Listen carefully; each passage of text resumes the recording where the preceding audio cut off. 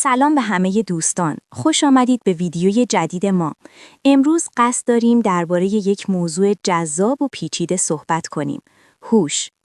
شاید وقتی کلمه هوش را میشنویم ناخودآگاه به IQ یا نمرات آزمون‌ها فکر کنیم، اما واقعیت این است که هوش خیلی فراتر از یک عدد است. حتی استیون هاکینگ هم همیشه تأکید می‌کرد که IQ به تنهایی نمی‌تواند تصویر کامل از هوش یک فرد ارائه دهد.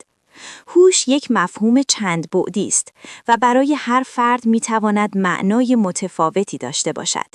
با این حال همه ما این تجربه را داریم که وقتی با کسی واقعاً باهوش روبرو می‌شویم می‌توانیم آن را تشخیص دهیم، حتی اگر نتوانیم دقیقاً توضیح دهیم چرا.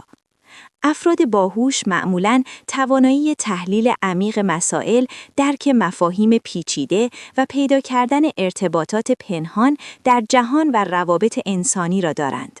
آنها می‌دانند چرا چیزها به این شکل هستند و چگونه اتفاقات با یکدیگر مرتبط می‌شوند.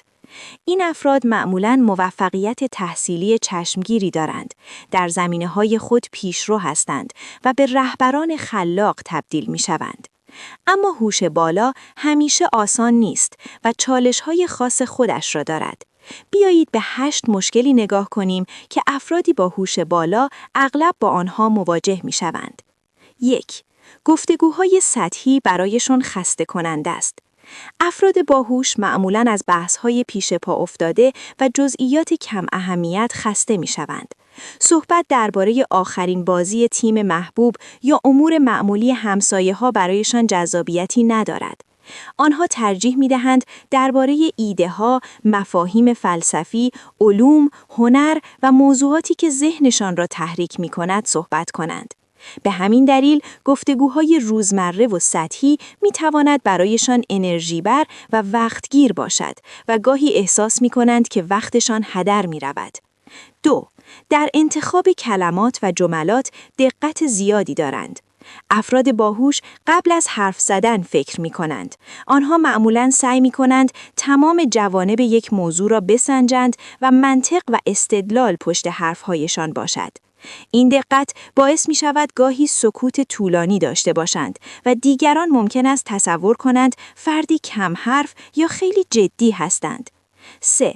کمی در روابط اجتماعی دست و پا چلفتی‌اند. هوش بالا گاهی با دشواری در مهارت‌های اجتماعی همراه است.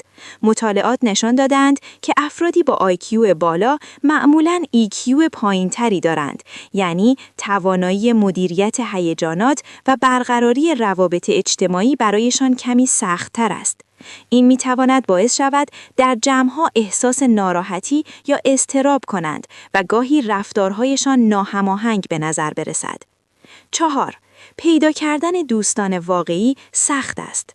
افرادی که بسیار باهوش هستند، گاهی از سوی دیگران دچار ترس یا حس عدم ارتباط می‌شوند.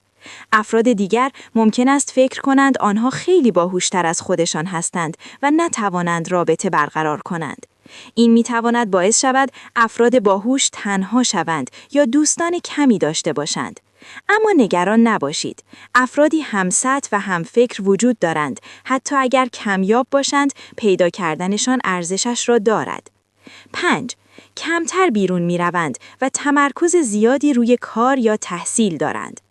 افراد باهوش به دلیل مشکلات اجتماعی و سخت بودن گفتگوهای روزمره ممکن است بیشتر وقت خود را صرف کار، تحصیل یا پروژه‌های شخصی کنند. این عدم تعادل بین زندگی اجتماعی و فعالیت‌های فردی می‌تواند منجر به استرس، فشار روانی و کاهش اعتماد به نفس شود. حتی اگر فعالیت‌های تحصیلی برایشان لذت بخش باشد، نبود تعامل اجتماعی کافی می‌تواند باعث خستگی ذهنی و تنهایی شود. 6.